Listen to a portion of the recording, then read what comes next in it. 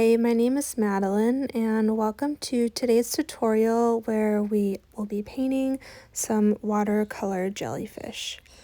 If you follow me on Instagram, you will know that my friend Amber and I are hosting a 100-day challenge, and this week's theme is undersea creatures.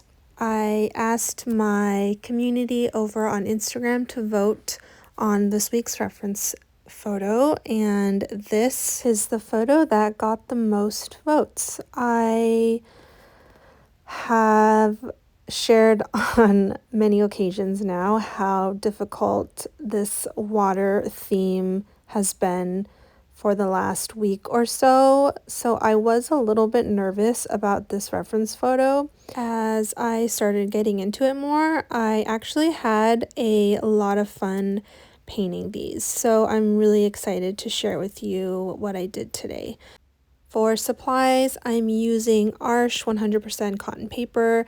This is actually their 300-pound paper, 600 GSM, so it can hold a lot of water. And we are going to do a very thorough wet on wet background wash. When I was looking at the photo, I was debating in my head if I wanted to paint this really bright fluorescent jellyfish, if I wanted to paint it on like black watercolor paper, or if I just wanted to create a really dark background with my paints. And I decided to go with painting a dark background.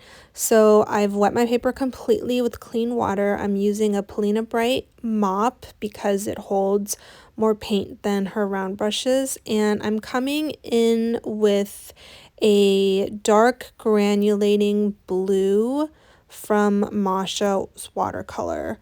It can be hard to get a dark wash with watercolor because watercolor always dries lighter, and especially if you use a hot air tool, sometimes I just feel like when we're painting dark washes, I frequently have the thought, oh, it dried so much lighter than I wanted it to.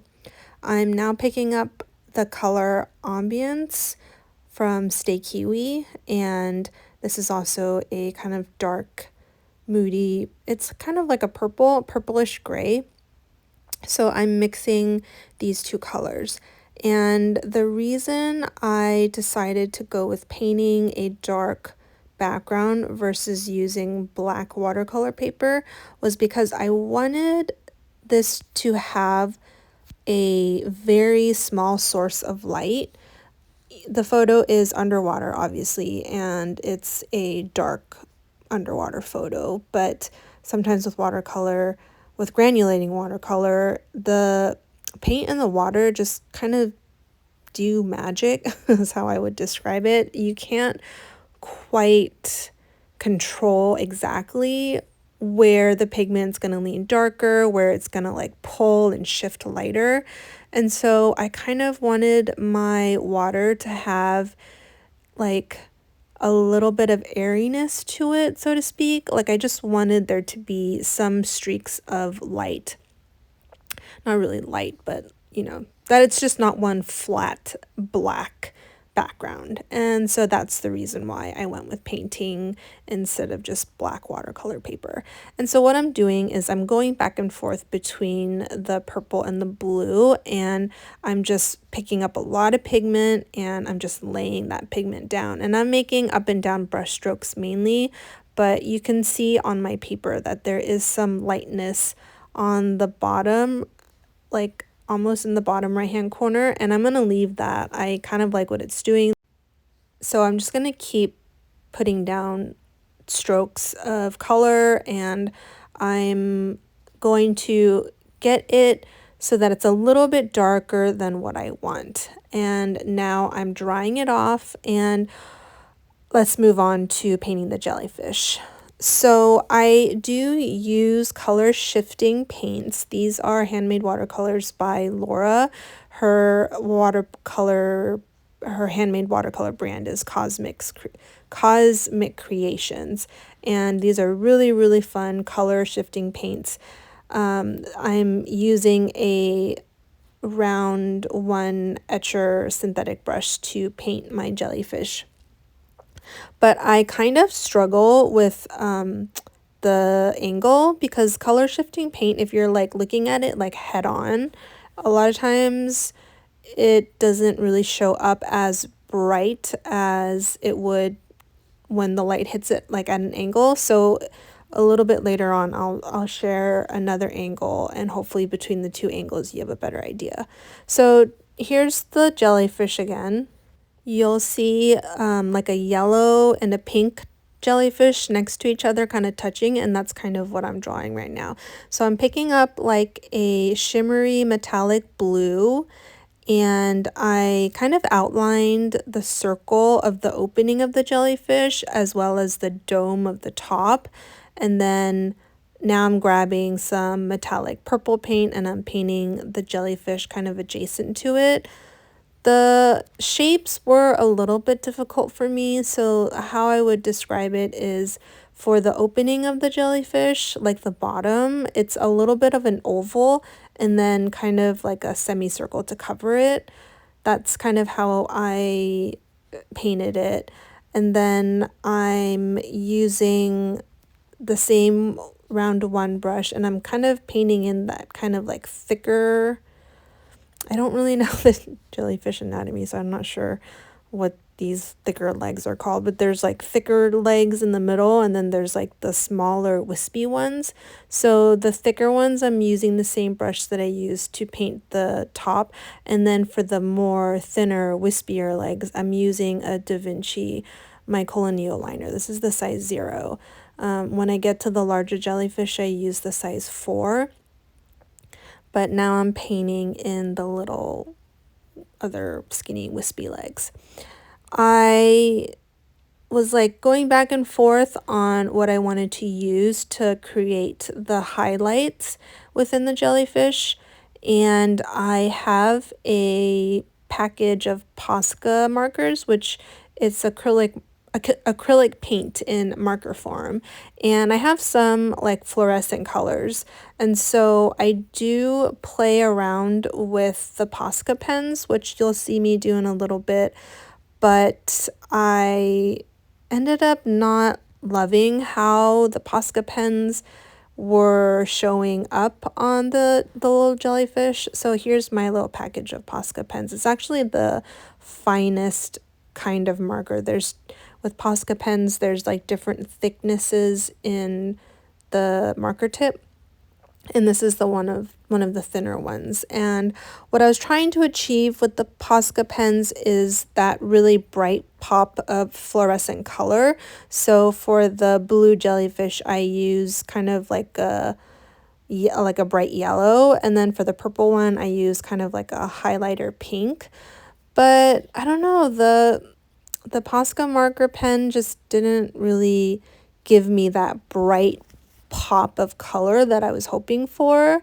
So I later move on to other metallic paints. I actually move on to some Lisi Linka paints because they're just really, really shimmery. And that actually captures it a lot better. But what I'm doing is I'm outlining the circle, the opening of the jellyfish.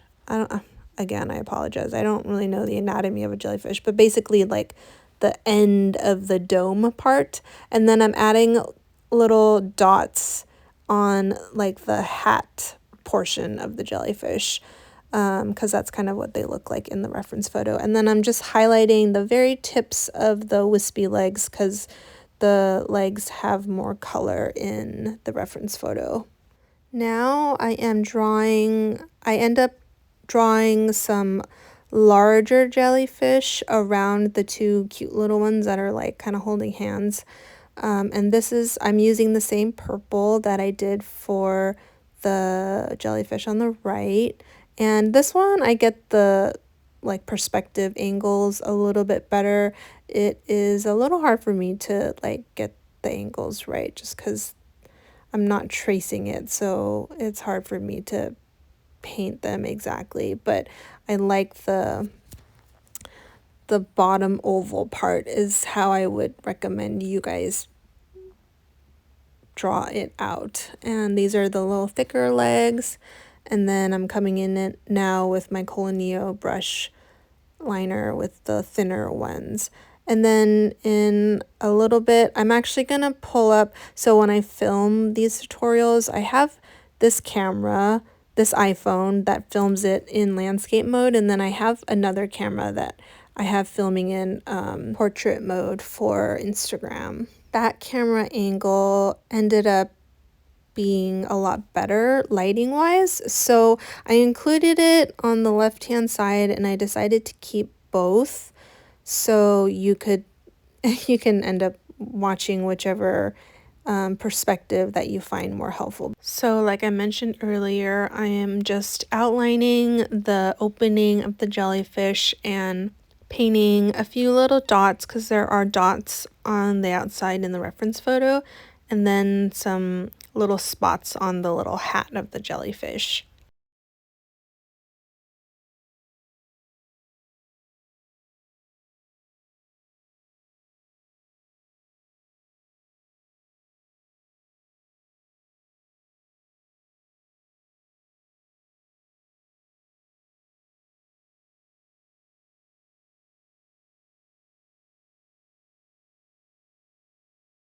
Now I'm just highlighting the very tips of the little wispy legs.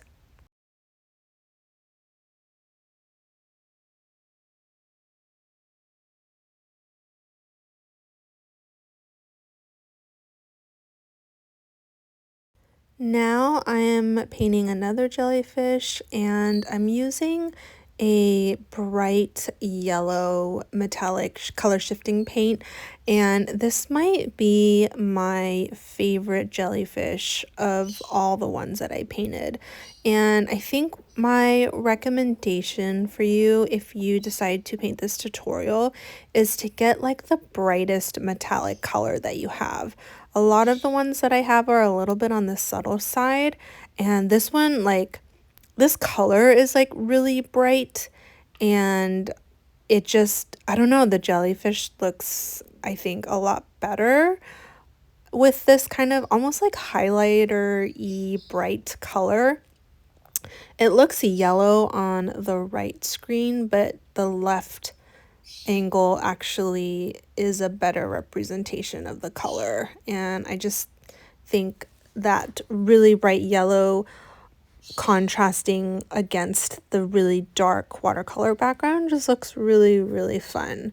And so, yeah, I'm looking at it now, and the top of the jellyfish kind of reminds me of like the top of a mushroom, and so that might be like a good thing to visualize when you're painting the little head of the jellyfish. And yeah, like there's the thicker legs, and then now I'm painting the thinner ones, and that's kind of the basic like layout to the jellyfish once you kind of feel comfortable. Oh, now I'm coming in with some pink, bright pink paint for the very ends, the very tails.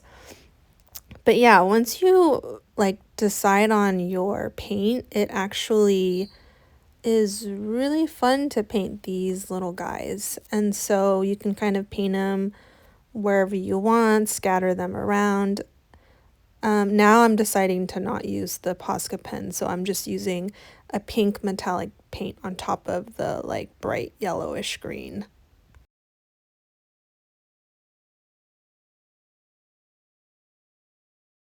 Now I'm going to paint a jellyfish kind of on the side right here on the bottom left.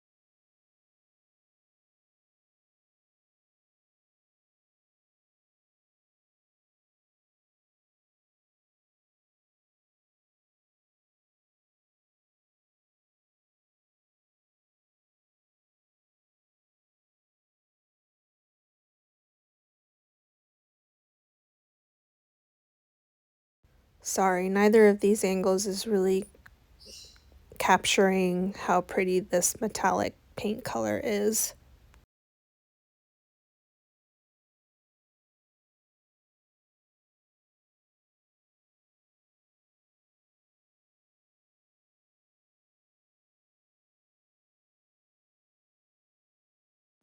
Also, I apologize that I'm leaving in the drawing time, but it was like a huge pain in the butt to get these two videos to line up. And then when I like cut out the hot air tool time, it was like a really big pain trying to match the videos up again. So I'm just leaving them in. It's just a few seconds. I apologize for that, but I don't usually have two screens on at once, and it was just really difficult to get them to line up timing wise. It's like a little bit off, it's like a second or two off, but it is better than when I was first getting them adjusted. So now I'm grabbing my Lisi Linka paints and I go over the pink and purple jellyfish because I just feel like the Posca pens weren't giving it as bright of a glow as I wanted.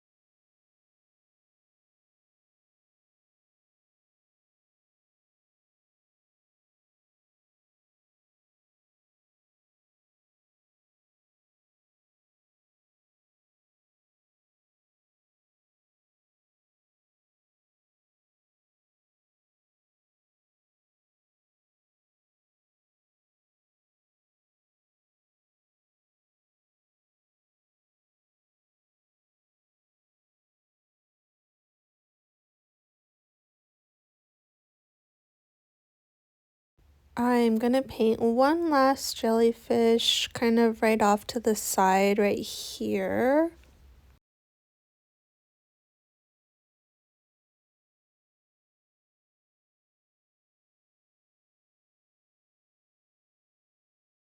I'm using the same color as that jellyfish that's kind of like the highest up, the big greenish yellow one.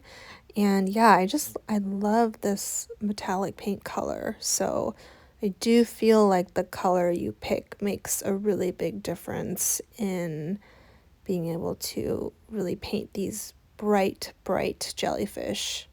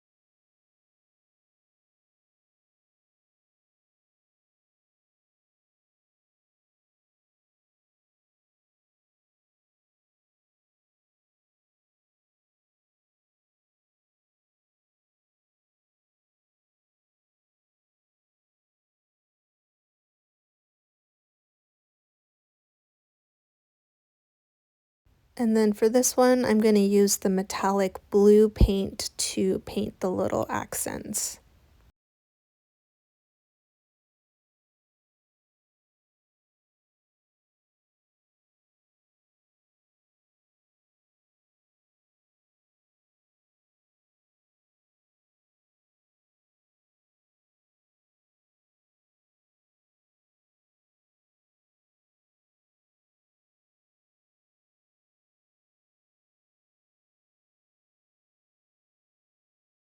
So that's all the jellyfish that I'm going to paint. I have this one big spot, this water spot, like smack in the middle of the page, which has been annoying me the entire time. So to kind of cover it, I'm going to add some paint splatters, and I think it kind of creates a more whimsical feel for the jellyfish in the background. So I'm going to add paint splatters in a few different metallic colors.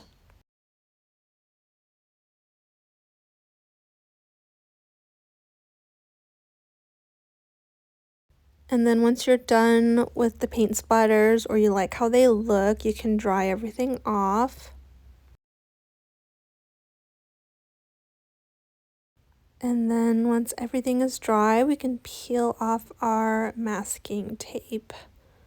And I turned one of my desk lights on to help kind of accent the brightness of the jellyfish. And yeah, this was surprisingly really fun. So I hope you enjoy painting jellyfish with me this week.